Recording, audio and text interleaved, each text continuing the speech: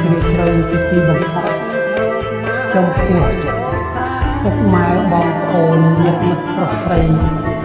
ទាំងអស់ទាំងចាស់ទាំងក្មេងដែលបានចូលមកទស្សនានៅ Channel YouTube សាលីរណារបស់យើងខ្ញុំក៏សូមជូនពរជ័យសិរីមង្គលវិបុលសុខគ្រប់ប្រការចូលកើតមានដល់ចំពោះពុកម៉ែបងប្អូនញាតិមិត្តជិតឆ្ងាយទាំងប្រុសទាំងស្រីទាំងក្មេងទាំងចាស់ទាំងអស់គ្នា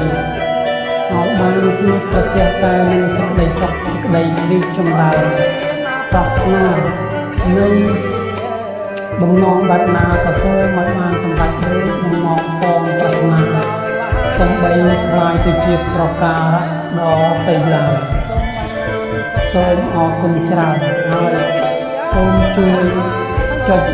ពាក្យថាជាឬក៏ពាក្យថា Subscribe ឲ្យ YouTube Channel របស់ខ្ញុំអ្នកមួយផងសូមអរគុណច្រើន